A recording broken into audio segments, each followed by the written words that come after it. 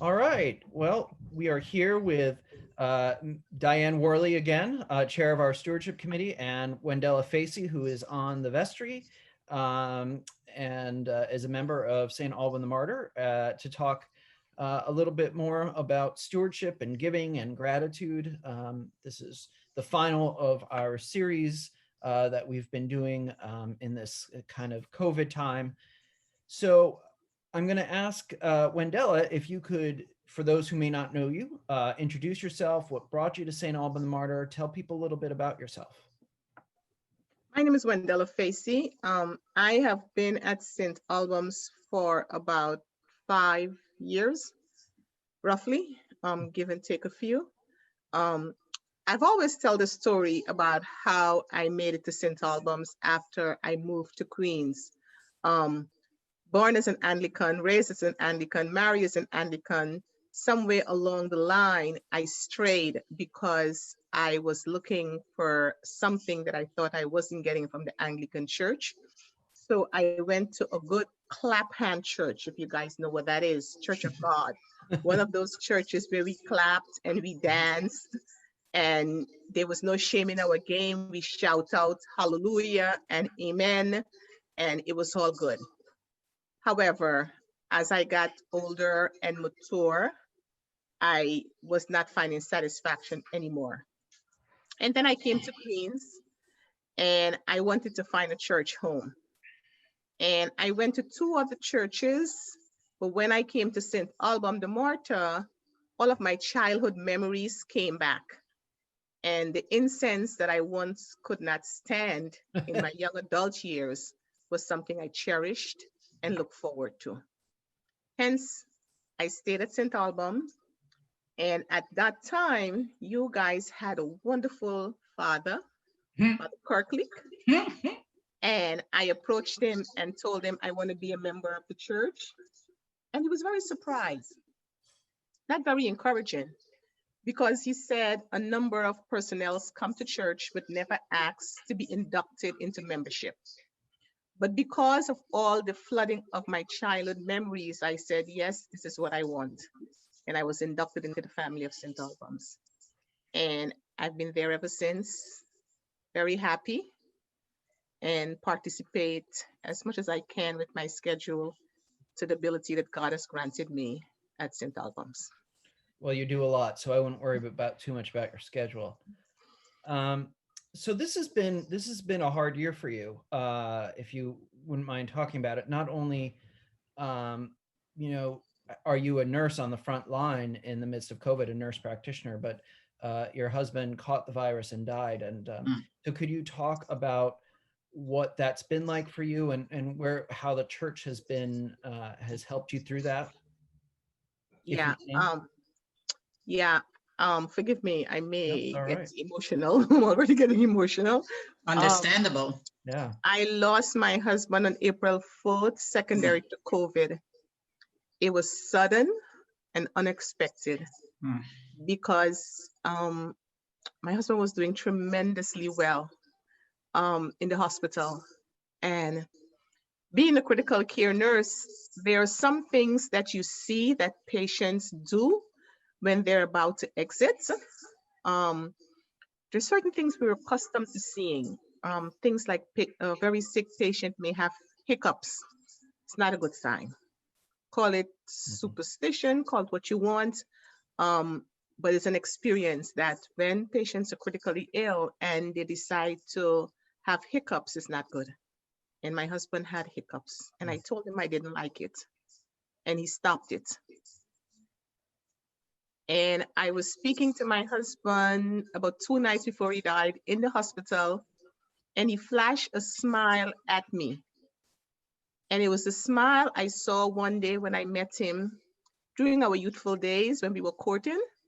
He brought that smile back to me. Mm. That's another sign. And I missed it. My husband died Saturday morning. I was in the hospital with him for like 4 hours Friday evening. Um, I helped him with personal care and such like. I even performed for him. I danced for him. He looked good. He was breathing well because he had labored breathing for a while. And then suddenly the breathing was excellent. And I remember saying to him, you're doing good, but remember you have to fight, because you'll feel good 1 minute and the next minute it's going to hit you like a ton of brick. And he said, okay. And I came home, and myself and the kids, like every night, we'll call him on FaceTime. And this Friday night, my husband didn't say, okay, see you tomorrow. He waved his finger in the screen and said, bye-bye. I missed it. I missed it. Mm. As a critical care nurse, those are all the signs that you can pick up and know that this person is about to exit, but I missed them all. Miss it or refuse to recognize them. And then Saturday, I spoke to him and I said, I'm going to come see you. But guess what? I felt sick within my body. And I said to the kids, I'm not going to the hospital. I don't feel well. Of course, they were all concerned because they wondered if I have COVID now. But I just didn't feel well in my body. And I stayed in my bed. I spoke to the change of shift nurse because they brought him down to the ICU. And she says, Miss Facey, I'm going to take care of him. I said, okay, I'm going to take a shower and I'll call you back when you guys finish giving a report. When I came out of the bathroom, I came out to my screaming daughter because my husband had passed on. Just like that. I couldn't, oftentimes you get angry and you contemplate, did they do the right thing? Did I do the right thing?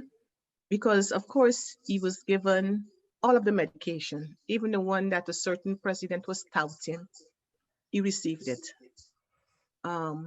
The only thing I can say my husband probably did not get was an anticoagulant. But he got everything. He even got things that I didn't think they should have given to him. He had nebulizer treatment, and respiratory therapy stayed in the room and gave him that treatment, putting himself at increased risk, but thank God he's also okay. They put him on high flow oxygen because you were not supposed to put these patients on anything else, but he could not hold his O2 sat, his oxygen saturation. And they put him on the ventilator and he died. And I still play with it in my head sometimes. But at that time, April 4th, think about it, it was in the heat of the disease and we didn't know what was happening. It was attacking multi-organs. My husband then had no comorbidity except a cholesterol of 400, call it what you want. And he was supposed to do good. He was supposed to do good. He was supposed to pull through this. When I took him to the hospital, I had the director from the medical boards, I had nursing, VP, everybody pull for him and skip him over patients so that he can get the care he needed. But through it all, thank God for my spirituality. Through it all, I was able to say, God is in control and he knows best and he knows why. Only he knows why. And I don't question anymore. But sometimes I toy with it in my head. And 1 week after my husband passed, my hospital, Memorial Sloan Kettering, they said if any family member is diagnosed with COVID, we can bring them to MSK and they'll treat them for free. But my husband had already passed. MSK, we have the ability, we do proning therapy with patients so we can mobilize their secretions. I had told my husband, don't stay in the bed, get up and walk around, use your table, walk around. He complained of the O2, he had nasal cannula O2. He complained that, it kept him tethered and he couldn't do but so much walking, but I showed him how to manipulate and how to maneuver around the room. And he did. I asked him for incentive spirometer, he used it. He was not eating. The doctor was there with me. He said, you have to eat, you have to bring your strength up. And then he started to eat, but only God knows. Someone said to me, Wendella, we have a birth date and we have a death date. But through it all, I have had a lot of support. I had a lot of support from my family, my biological family, my friends. Surprisingly, the amount of support I received from my church family, I was surprised, to be honest, especially vestry members. They all reached out to me in their own way. And I think that has brought me to where I'm at today. Without them, I don't think I could have done it. Let me touch on something you said that's so remarkable. It's your spirituality, but above all, your faith. Yes. Hmm. Faith is a powerful mover and shaker, if you will. Yes. Hmm. Indeed. And your story mirrors a phone call I got one night before going to bed. My daughter's, similar to your husband's story, my daughter's classmate's mom Hmm. rushed to the hospital with COVID, doing very well. Hmm. I want to say a week later, again, as I'm going to bed, my daughter texts me, I just got word that Carmen passed away. And that just, I didn't sleep that night because it hit home. Hmm. Because it was somebody I knew very, very, very well. And she was a fun person, a bubbly person. And that night, it's like COVID hit home. I was really afraid after that, because I said, God, how do you go in the hospital and you're doing good, and next thing you're expected to come home, and this girl gets a call similar to your mom, and she couldn't see her. Hmm. And that too, I was fortunate enough because personnel were concerned that I would not have been able to retrieve the body. But God is good. God is awesome. I was able to get the body. Oh, I was able to have a prayer service, somewhat of a funeral for him. We tried Father our Keith, best. yeah, Father Keith was there and offer eulogy for I him. watched. Yeah, I watched. I am so grateful. And but God, because yeah.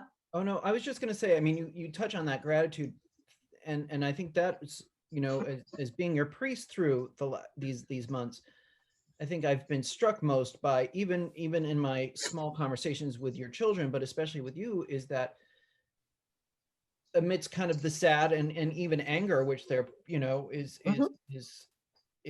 necessary and normal, there's this sense of peace and gratitude, and it just seems to come right out of your faith in Jesus Christ.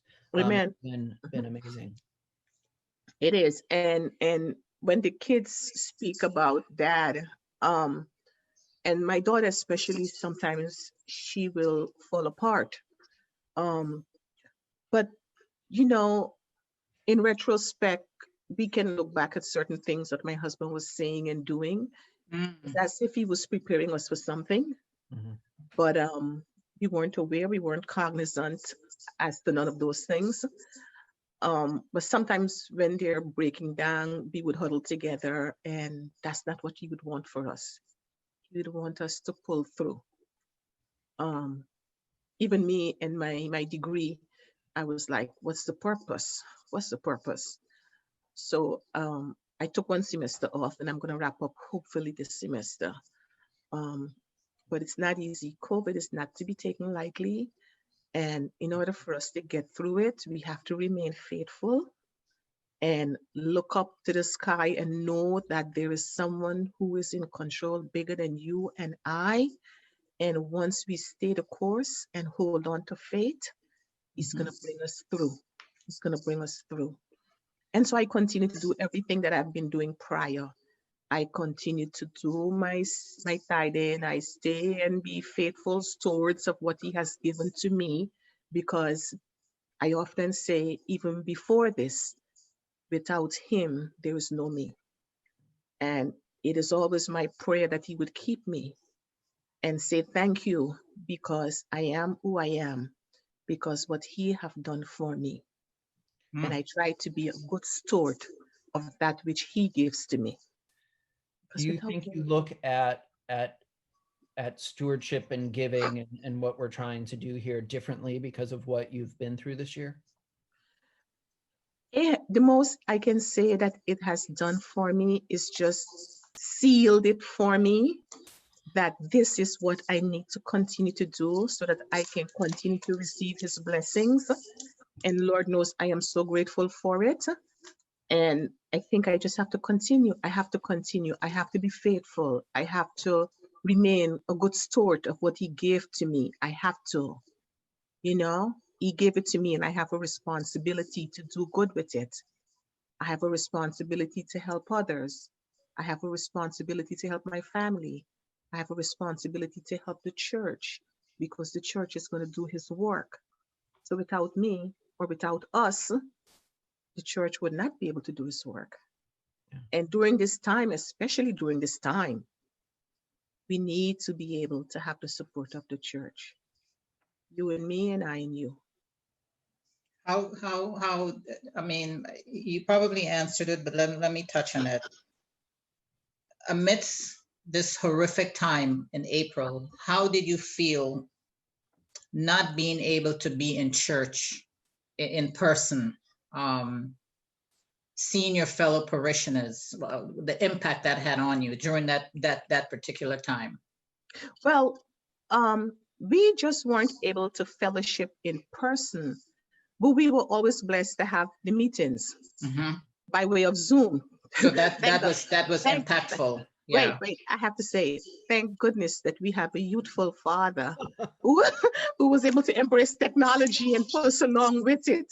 Yeah. But that has been very supportive. And during the time when I was home, during the immediate period after the death, I was able to join Zoom every morning and to be there. And that has been a great support. Good. Very You much also so. used it as an evangelistic tool and invited friends and things, if I remember correctly. So that was really cool. And the kids too. I invited the Yes, kids, but too, you know, yeah. this with those young folks. Few and far in between. And you know, Wendella, you joined St. Albert the Martyr during a very turbulent time with our church. We were experiencing a difficult period. So maybe in hindsight, joining the church at that time, no one can see into the future.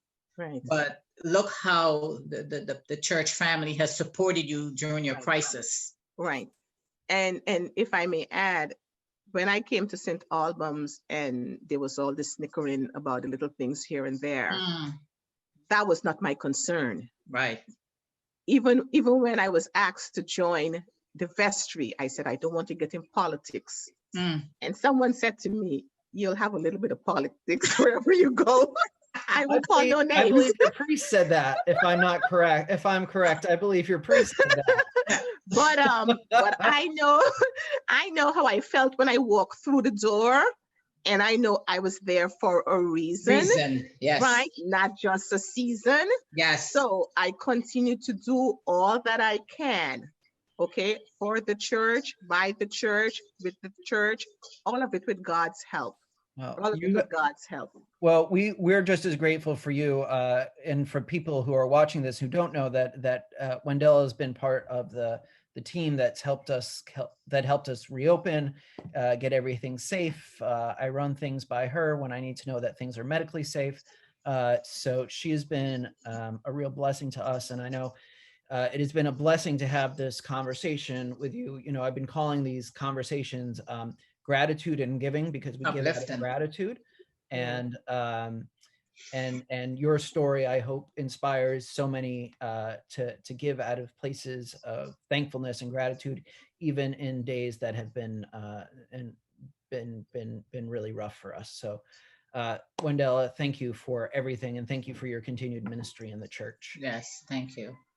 I pledge to continue to use my gift and talent. We thank you. Thank you. Okay. Thank you. Okay, very good.